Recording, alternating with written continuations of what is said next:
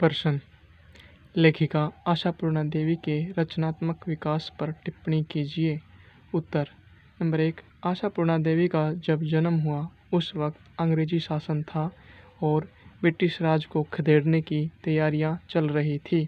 हर एक क्षेत्र में बदलाव हो रहे थे, लेकिन उस समय में भी लड़कियों के पालन पोषण, पढ़ाई लिखाई के बारे में लोगों की छोटी सोच थी और इसी छोटी सोच का शिकार थी आशापूर्णा देवी, क्योंकि उसके परिवार में दादी का दबदबा था जो लड़की जात के पढ़ाने लिखाने के विरुद्ध थी। नंबर 2। आशापूर्णा देवी के घर में उसके भाइयों को पढ़ाई करने की इजाज़त थी। उसके लिए घर में ही अध्यापक आते थे। अपने भाइयों को पढ़ते देख और सुनकर ही आशापूर्णा देवी ने पढ़ना लिखना सीखा था। नंबर 3। आशापूर्णा देवी के पिता कलाकार थे। वे चित्र बनाते थे और उनके चित्र विभिन्न पत्र पत्रिकाओं में छपते रहते थे और उसकी माँ पुस्तक प्रेमी थी। खाली समय में कहानियों की किताबें पढ़ती रहती थी, इसलिए घर में बहुत सारी किताबें व पत्र पत्रिकाएँ आती रहती थी। इसी वजह से आशापूर्णा देवी और उसकी 2 बहनों को किताबें पढ़ने का चस्का लगा था। नंबर 4। हालांकि देश में चारों तरफ राजनीतिक और सामाजिक उथल-पुथल का माहौल था, मगर आशापूर्णा देवी घर की 4 दीवारों में सिमटने के कारण उन हलचलों से बेखबर थी।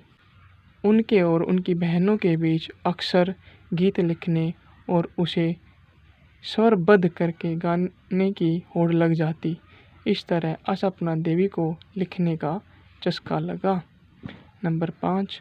सन 1922 में 13 साल की उम्र में खुद की लिखी भभाई रेर डाक यानी बाहर की आवाज़ नामक कविता भशिशु साथी नामक पत्रिका में छपने के लिए भेज दी।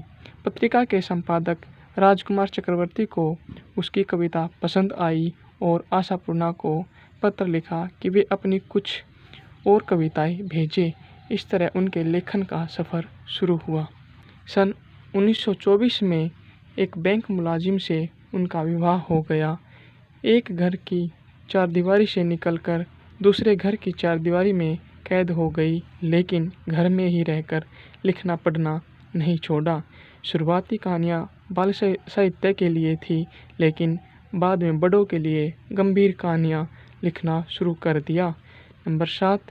आशापूर्णा देवी ने अपनी कहानियों और उपन्यासों में स्त्री पुरुष के बीच गैर बराबरी, अन्याय, परंपरागत हिंदू परिवारों में पुरुष संकीर्णता आदि पर कठोर प्रहार किया।